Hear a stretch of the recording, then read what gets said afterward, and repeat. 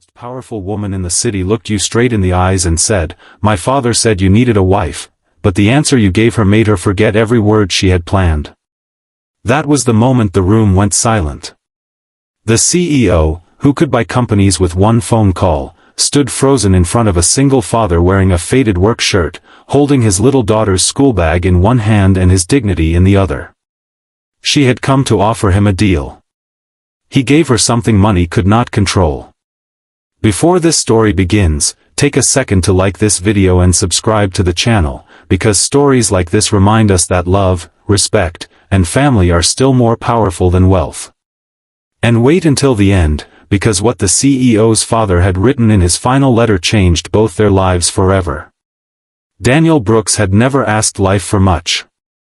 A roof that did not leak, food on the table, and enough strength to raise his 8-year-old daughter, Lily, with love. That was all. He lived in a small rented house on the edge of the city, where the buses were always late and the streetlights flickered like tired stars. Every morning, Daniel woke before sunrise. He packed Lily's lunch, braided her hair badly but lovingly, and walked her to school before heading to his job at a small repair shop. He fixed machines, delivery vans, broken heaters, anything people brought in. His hands were rough, his clothes were simple, and his back hurt more than he admitted. But when Lily smiled, Daniel felt rich. His wife, Emma, had passed away 3 years earlier after a long illness. Since then, Daniel had learned how to cook, clean, work overtime, attend parent meetings, and cry quietly after his daughter fell asleep. He never told Lily how scared he was. He never told her that some nights he counted coins on the kitchen table, deciding whether to pay the electricity bill or buy her new shoes. One rainy evening, Daniel was closing the repair shop when a black luxury car stopped outside. The driver stepped out and opened the back door. An elderly man climbed out slowly, leaning on a cane. His suit was expensive, but his face looked tired. "My car made a strange sound," the man said. Daniel looked at the vehicle. "This kind of car usually goes to the dealership." The old man smiled. "And yet it stopped in front of your shop." Daniel checked the engine carefully. The problem was small, but if ignored, it could have become serious. He fixed it in 20 minutes. "How much?" the old man asked. Daniel wiped his hands. "Nothing. It was just a loose connection." The old man studied him. "You don't know who I am, do you?" Daniel shook his head. "Should I?" The man laughed softly. "No. That is refreshing." Before leaving, he noticed a child's drawing taped to the wall. It showed a man and a little girl standing under a yellow sun. Under it, Lily had written, "My dad fixes everything." The old man's smile faded a little.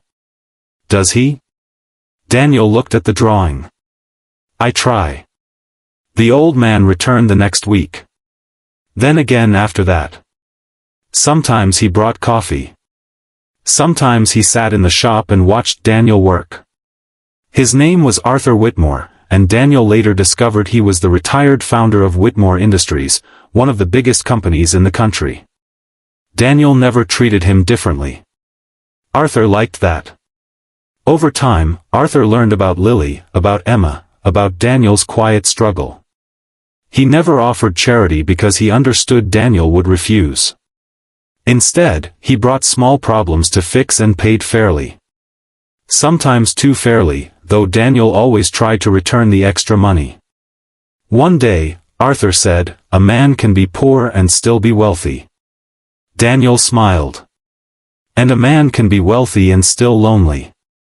Arthur looked at him for a long moment. "You understand more than most people in my boardroom." Daniel shrugged. "Machines are easier than people.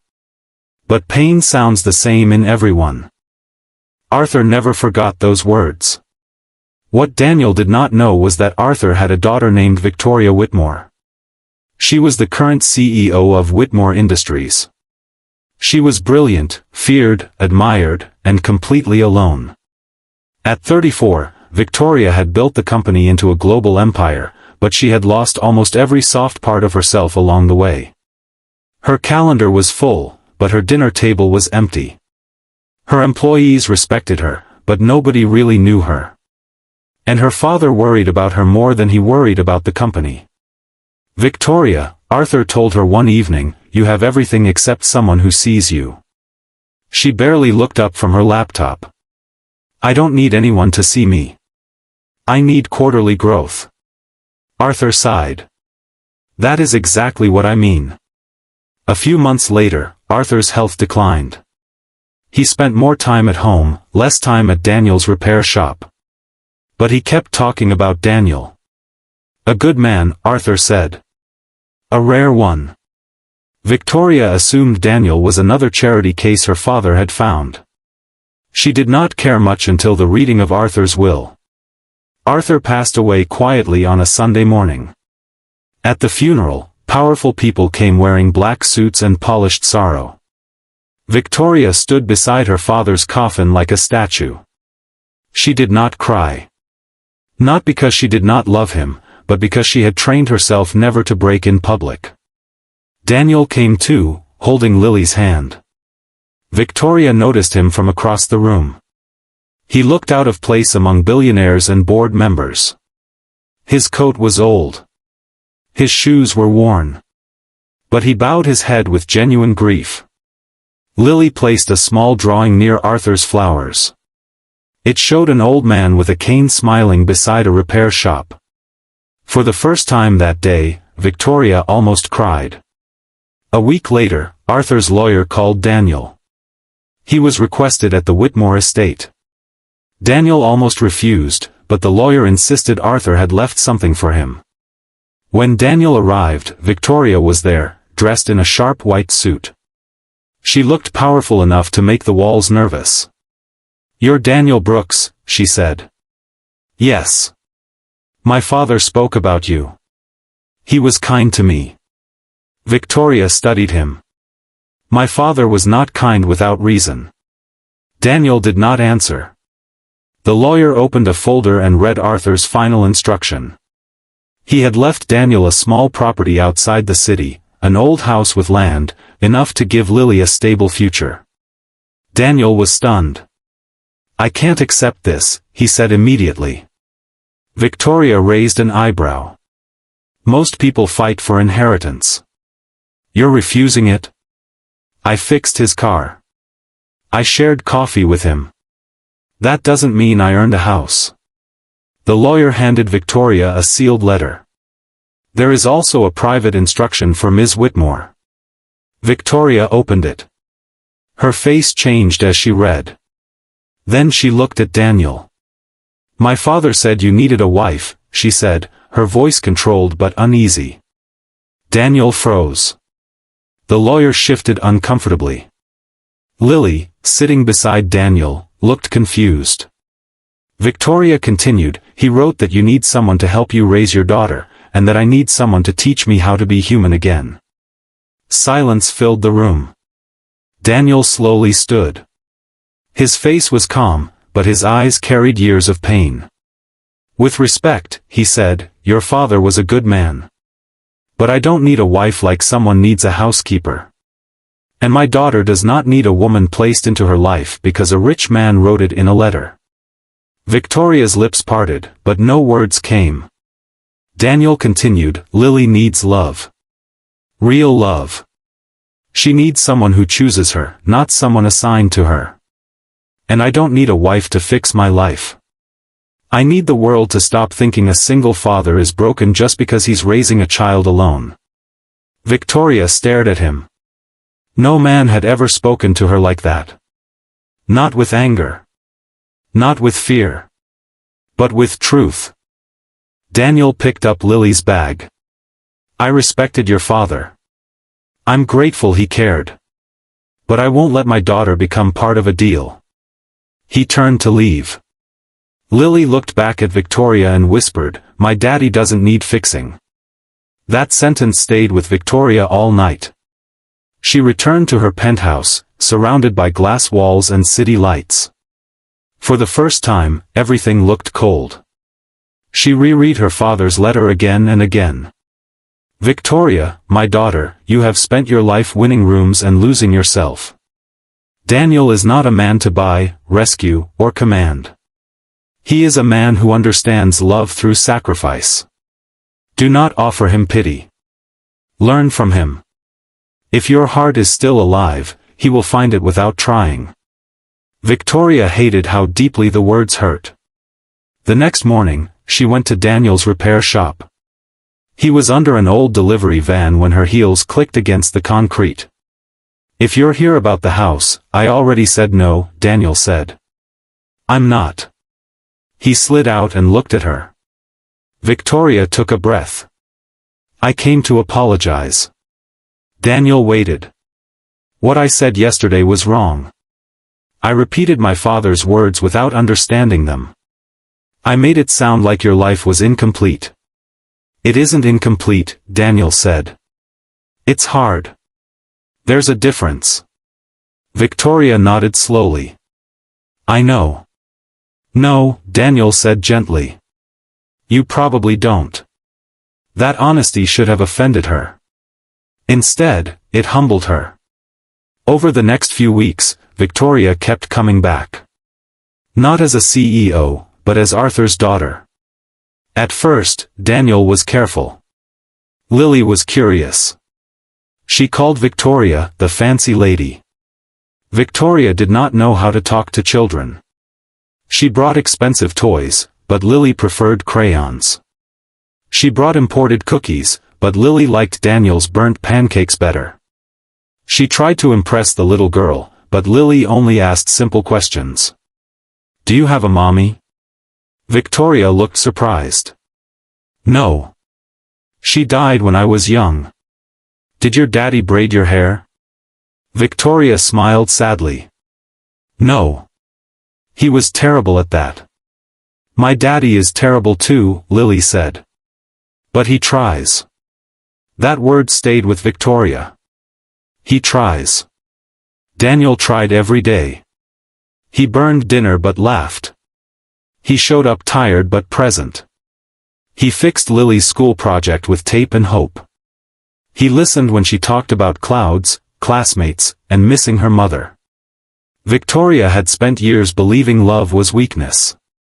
Watching Daniel, she realized love was work. Daily work. Quiet work. Unpaid work. The kind nobody applauded but everyone needed. One evening, a storm hit the city. Lily developed a fever. Daniel's old truck would not start, and no taxis were available. Panicked, he called the only person he could think of. Victoria answered immediately. Within 15 minutes, her car arrived. She personally drove them to the hospital. She waited for hours while doctors treated Lily. Daniel sat beside his daughter, holding her hand, whispering stories until she slept. Victoria watched from the doorway. Daniel looked exhausted, afraid, and strong all at once. When Lily was stable, Daniel stepped into the hallway. His eyes were red. Thank you, he said. Victoria's voice softened. You don't have to thank me. I do. I don't have many people to call. The sentence broke something inside her. For all her wealth, Victoria also had no one to call. Their friendship grew slowly. Daniel taught Victoria how to make simple soup. She taught Lily chess. Lily taught Victoria how to laugh without checking the time. But the world did not like what it saw. Soon, gossip spread. Headlines appeared online, CEO falls for poor mechanic. Board members warned Victoria that Daniel could damage her image. Investors whispered. Her assistant suggested she stop visiting the repair shop. Victoria tried to ignore it, but the pressure grew. One afternoon, Daniel found reporters outside Lily's school. They shouted questions. Lily cried and hid behind him. That night, Daniel went to Victoria's office. This has to stop, he said. Victoria's face tightened. I'm handling it. No, Daniel said. You're used to storms. Lily isn't. Victoria looked wounded. Do you think I wanted this? I think your world eats people like us without noticing. She looked away. Daniel's voice softened. You've been kind to us. More than kind. But my daughter's peace matters more than whatever this is becoming. Victoria whispered, and what is it becoming? Daniel could not answer. Because the truth scared him. He cared about her. Not because she was rich. Not because she was beautiful. But because he had seen her try. He had seen the lonely woman behind the CEO mask. He had seen her kneel on the kitchen floor helping Lily clean spilled soup. He had seen her cry quietly while reading Arthur's old letters. But love was dangerous when a child's heart was involved. I can't let Lily lose someone again, Daniel said. Victoria's eyes filled with tears. And what about me? Daniel's voice broke. I don't know how to protect everyone. He walked away. For 2 weeks, Victoria stayed away. Daniel returned to work. Lily asked about her every day until she stopped asking, which hurt even more. Then the repair shop owner announced he was selling the building. Daniel had 30 days to leave. Rent in the city was impossible. Daniel smiled for Lily, but at night, he sat at the kitchen table staring at bills. Victoria found out through Arthur's old lawyer. She could have bought the building in 1 minute. But she remembered Daniel's words. He did not want rescue. He wanted respect. So she did something different. Whitmore Industries had a community development program that had been ignored for years. Victoria revived it, creating grants for small repair businesses, single parents, and skilled workers. Applicants had to submit plans. The board resisted, but Victoria fought them. At the public launch, reporters gathered. Daniel came only because Lily's school had been invited to sing. Victoria stepped onto the stage. My father believed companies should not only build wealth, she said. They should build dignity. She announced the first grant winner, Daniel Brooks, for a new community repair training center that would employ struggling parents and teach young people practical skills. Daniel stood frozen. This was not charity. His proposal, which Lily had secretly helped submit with Victoria's guidance, had been chosen by an independent panel. Lily tugged his sleeve. Daddy, you fix everything. Now you can teach people. The audience clapped. Daniel walked to the stage, overwhelmed. Victoria handed him the certificate. Their eyes met. I didn't buy you a future, she said softly. You built one. I just opened a door. Daniel swallowed hard. For the first time, he understood. She had listened. Months passed. The training center opened in Arthur's old property, the same house Daniel had refused. This time, it belonged to a foundation, not him. Daniel ran the program. Parents found jobs. Teenagers found purpose. Lily painted a sign near the entrance, Hope Repair Center. Victoria visited often, no longer hiding. One evening, after the center's first graduation ceremony, Daniel found her standing under the old oak tree. My father was wrong, Victoria said. Daniel smiled. About what? You didn't need a wife. Daniel looked at Lily, who was laughing with the students. No. I didn't. Victoria turned to him. But I think I needed a family. Daniel's eyes softened. And I don't mean a deal, she continued. I don't mean your daughter needing a mother or you needing help.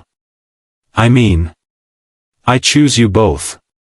Not because you're broken. Because you're beautiful. Daniel was silent for a long moment. Then he said, when Emma died, I thought loving someone again would mean betraying her. Victoria listened. But now I think love doesn't replace love. It adds another room to the house. Tears slipped down Victoria's face. Daniel took her hand. Not as a poor man reaching for a rich woman. Not as a single father needing rescue. But as one human being choosing another. A year later, they married in the garden behind the Hope Repair Center. There were no billionaires-only guest lists, no luxury ballroom, no cold speeches. Just workers, students, neighbors, friends, and Lily walking proudly between them with flowers in her hair. During the ceremony, Lily stood up with a folded paper. "My daddy once said he didn't need fixing," she read. He was right. But sometimes even people who are not broken still need someone to stand beside them. Everyone cried. Victoria looked at Daniel and whispered, "Your answer left me speechless that day." Daniel smiled. "Good. You needed a quiet moment." And above them, in the branches of the old oak tree, a small wooden sign moved gently in the wind. It carried Arthur Whitmore's final words, carved by Daniel's own hands. "Love is not charity. Love is choosing to stay." And that was the lesson Daniel, Victoria, and Lily gave to everyone who knew them. A family is not built by money, pressure, or perfect timing. It is built by respect, patience, sacrifice, and the courage to love without trying to own. Because sometimes the person everyone thinks needs saving is the one who teaches the world what real strength looks like.